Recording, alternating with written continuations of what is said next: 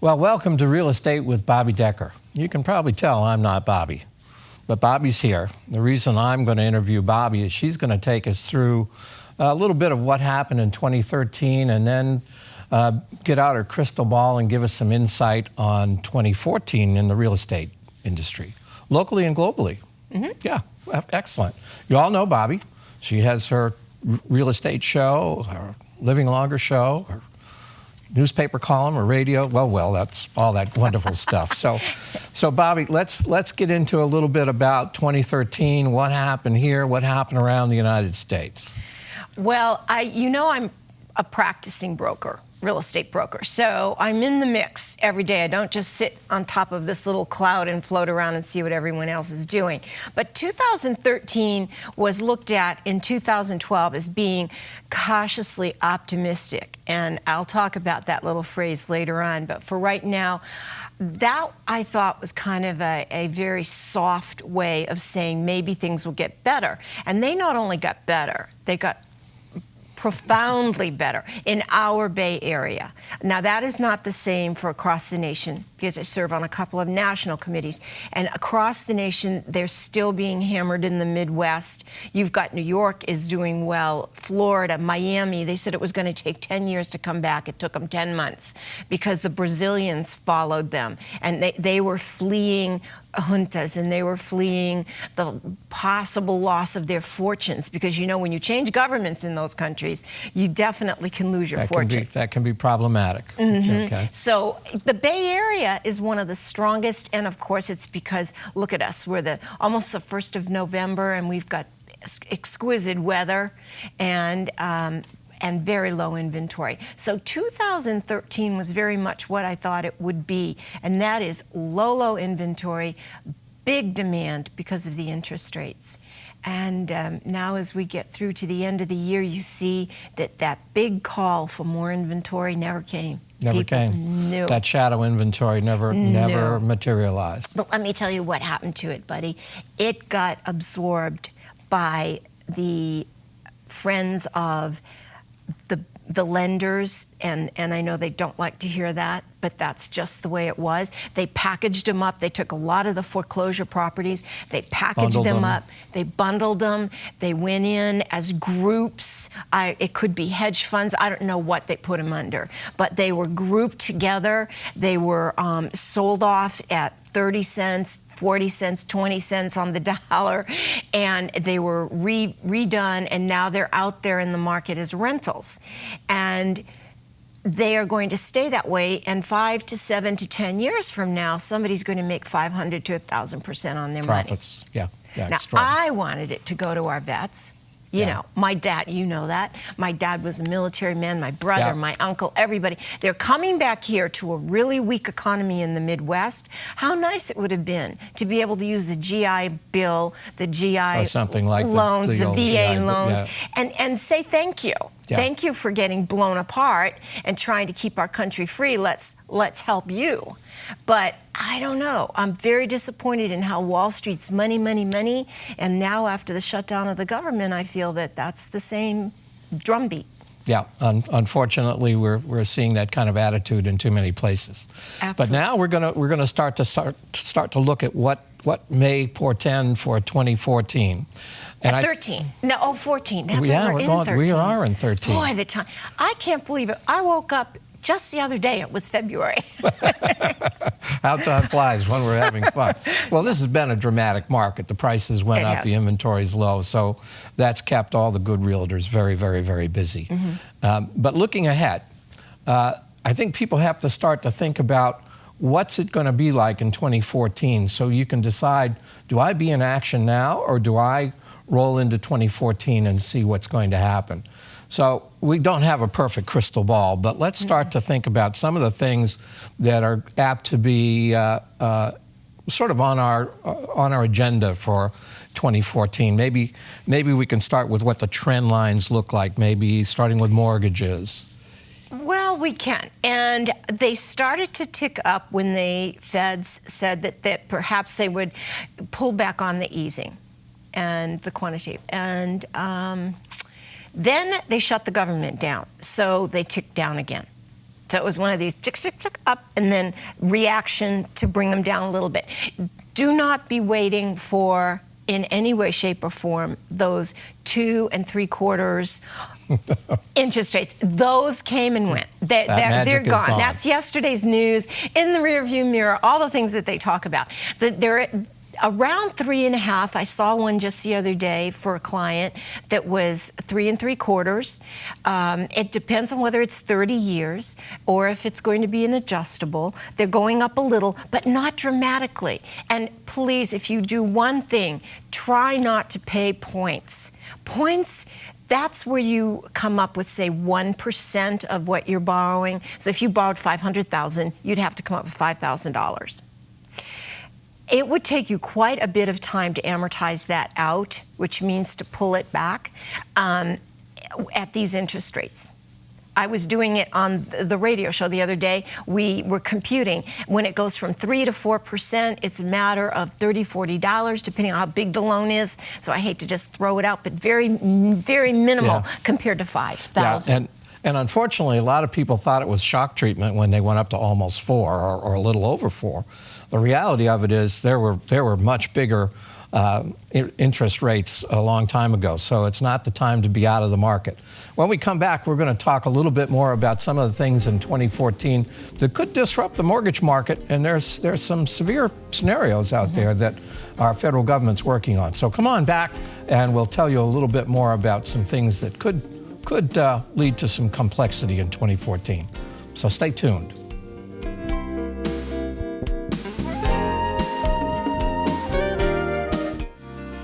Bobbi Decker is a realtor that cares about community. Few things say more about Bobbi's commitment than her support of many of our local charities. One of my favorite things to do is to give back to nonprofits that are in our communities. Peninsula Humane Society, which takes care of our furry little friends, making sure none of them are abandoned. To Career Closet, which makes sure that the women who go there are outfitted with clothes so that they can get jobs. To College Track, which ensures that the students are not forgotten halfway through their college career. They have enough money to actually finish. And then there's Build, which helps miniature entrepreneurs become big entrepreneurs. All of it's giving back to nonprofits that make a difference, and that makes me feel good.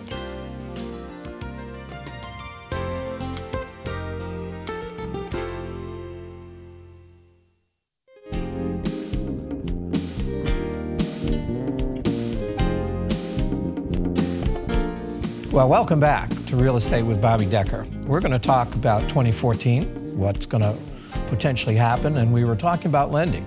So we need to share a few little history tidbits with some people that maybe weren't around when interest rates were double digit. Bobbi, say a little something about that so that people get how beautiful these interest rates are today. They are beautiful. Well, when I got into the business in the late 70s and early 80s, the interest rate was actually 17%, and it got bought down.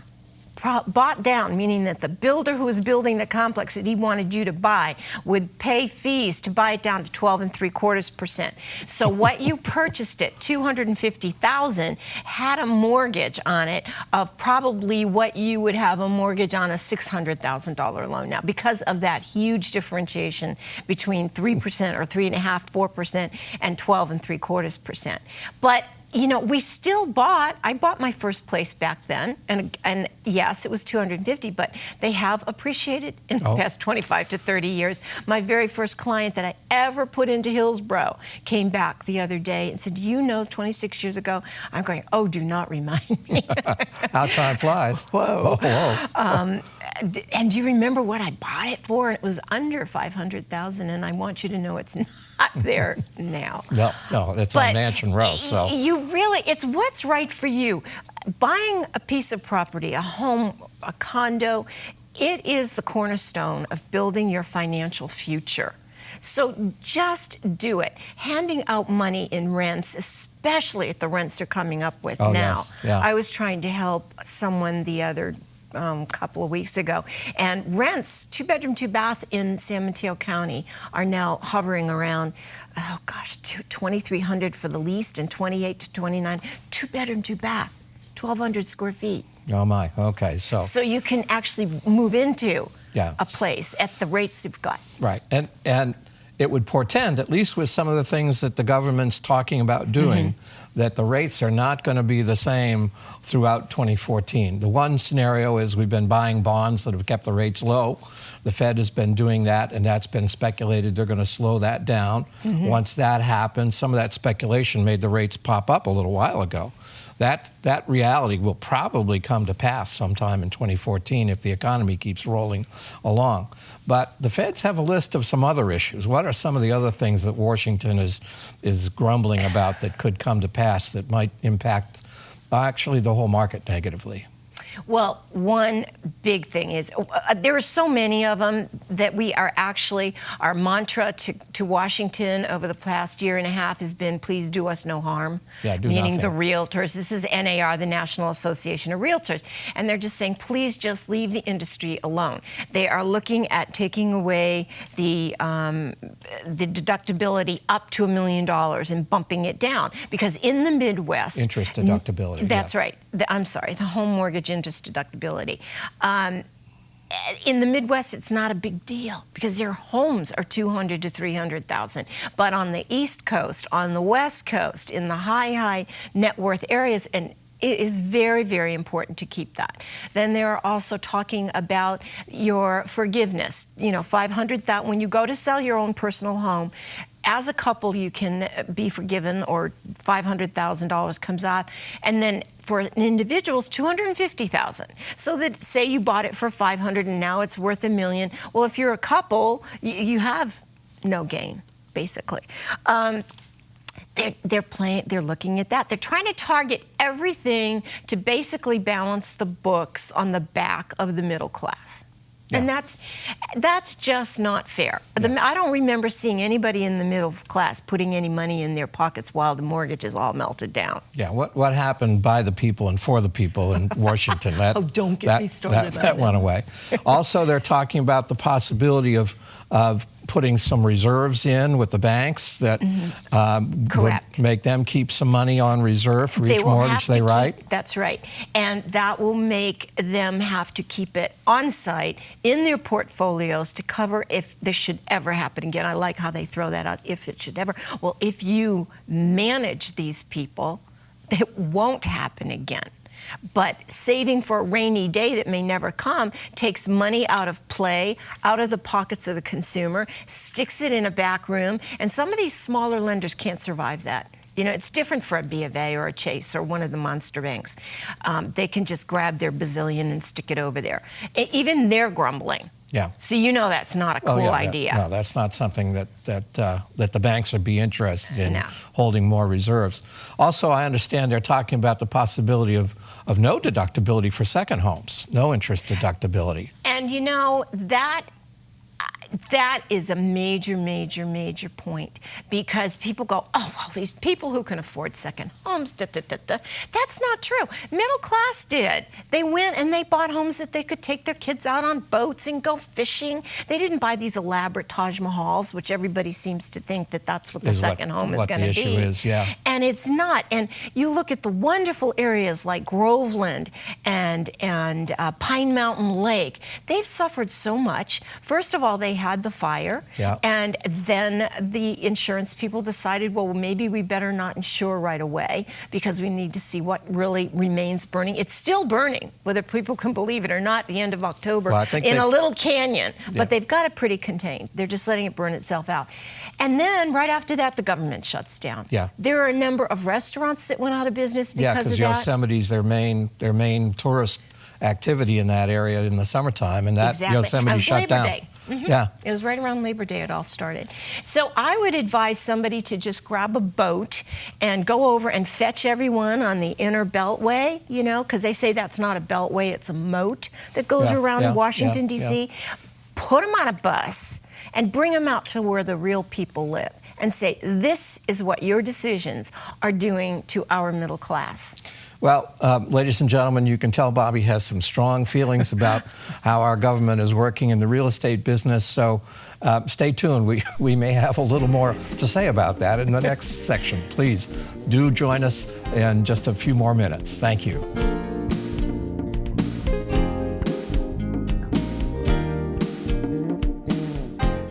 Bobbi Decker is an award-winning veteran of the real estate industry. She has assisted hundreds of clients in Northern California to buy and sell properties successfully, as well as educating the public via her television, web, and/or newspaper articles. As a former high school teacher of biology, my students' success was my #1 priority.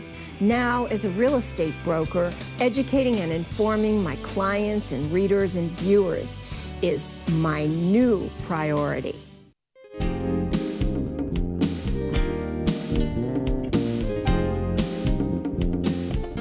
Well, welcome back to Real Estate with Bobbi Decker. As you can tell, we're in a deep discussion about 2014 and what the government might do or might not do, and we're hoping they might not do anything would be the best possible outcome. But there was one other area with Freddie and Fannie that deserves a little dialogue.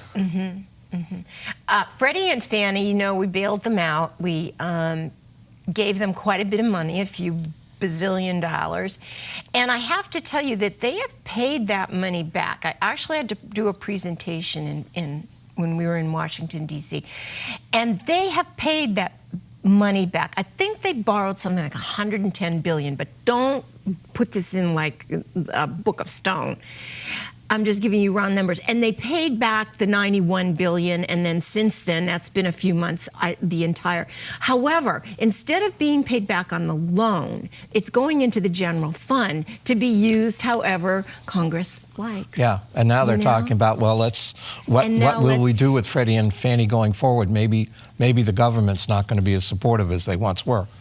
And they're making a lot of money right now, and they're doing it on loans that are good and solid, and they provide a mechanism by which we can keep money flowing for mortgages. And they want to start with this 20% down. I don't know a lot of young couples that can start with 20% down. I wasn't able to when I was back buying my first house. So they provide a tremendous service. And to say that they're going to dismantle them, and gosh, if it works the way the computer system worked for Obamacare, won't we all be jumping off a bridge? Okay, well, let's see if we can find a few more optimistic notes. Let's go National optimistic. Association of Realtors is optimistically cautious again about the future, or cautiously optimistic, whichever way you want to put that. That's what they used at our big meeting. Yes, You're absolutely right. And like I said, that was used last year. However, we just knocked the cover off the ball this year in 2013. And I believe that even with rising interest rates, you're going to see more people getting back in because they are going to look at the rent receipts and say, I've got nothing buffering my income, and I'm starting to make a fairly good income. So if we are fortunate, the government doesn't meddle with too many things here, what do you see as happening in our area? Oh, we are so fortunate, so blessed, because we have the bay on one side, we have the ocean on the other side, we have Crystal Springs Reservoir kind of right there. You cannot build, it's protected land, so we don't have a lot of places we can build. What's really created our crunch, and you can see it as we go around by all the apartment complexes that are going up, was that commercial money was not available. It's now becoming available. And you see a lot of infilling going on. You see people buying a home for $1 million, believe it or not, but there's a lot of tech money floating around, and then they will knock it down because they want that lot, they want that school system. And so we are lucky in that we are constrained by Mother Nature, and that there's a lot of money here. So there's money chasing property. Yes, and 2014 from that angle with our venture capital world, our smartphone industry, our biotech, all seems to be driving pretty positively at this moment, and there are some substantial IPOs that seem to be lining up as well. So we should have perhaps a more interesting 2014 if the federal government and the regulatory people don't mess it up too bad. Well, You know, and when I say that it was better last year, not just a little better, buddy, it was really better. They said a 6 to 8% increase, and I believe that's what they, meaning NAR, are saying for next year. However, when I did the statistics for a program before this, I was looking at 23 to 28%. Right here. Right here, yes, in this area. But that's all. That's the only place that I sell. So, but absolutely, that's the increase. Now, the other ones may be out more to the valley because there's a lot of land to build on out there. There's still a lot of pasture land. You know, that has not been gobbled up. But if you're living here on the peninsula, you are considered one of the very most fortunate people in the world. Never mind just the United States. Yes, largely driven by our beautiful climate, our wonderful business and industry that's here. The more government we can keep out of things, the better off we're all going to be. So as we start to look at 2014, the people that are buyers and sellers have to start thinking about what to do or what not to do. If we take the optimistic view, what should buyers be doing and what should sellers be doing in 2014? And then we'll look if we took the less than optimistic view. Okay. Well, we don't want to end on really less than optimistic. Less than optimistic for buyers is don't go get pre-approved.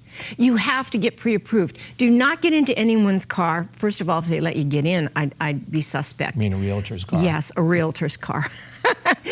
Go get pre-approved. You must know where you are, and everything has shifted since last year, and it has shifted since a month ago, and it's going to shift again come the beginning of this year. So be on top of. I cannot tell you how many people come through open houses and say, no, I haven't been pre-approved yet, but when I see something I like, I will be. You're competing with money.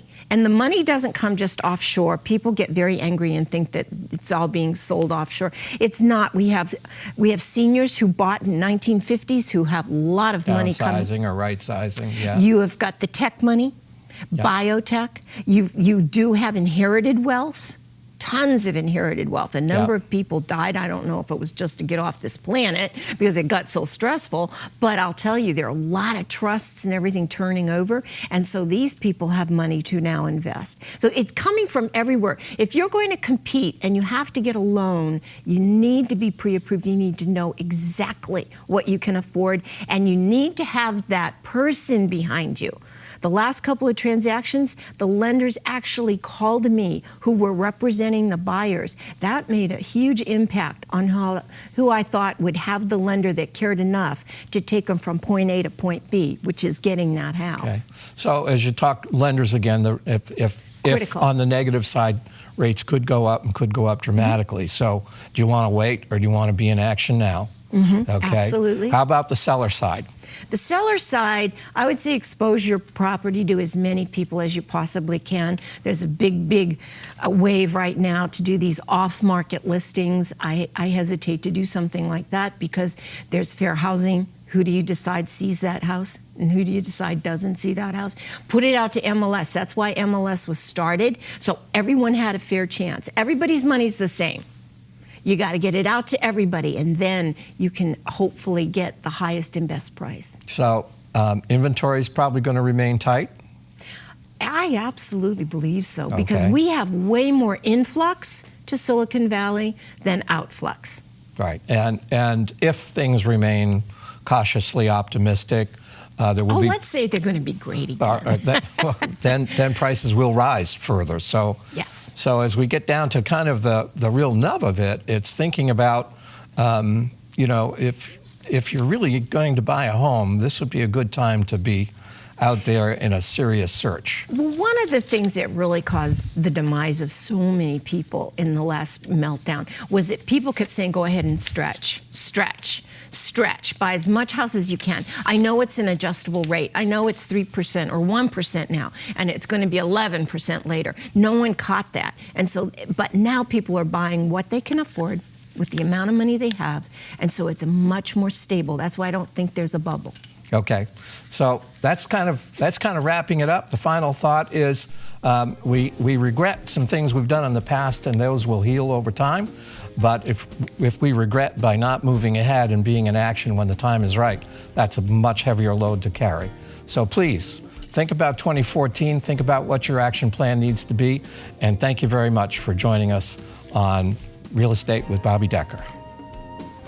Today, Sotheby's International Realty, bringing new technology to a 200-year-old tradition while serving the San Francisco Peninsula, Silicon Valley, and clientele worldwide.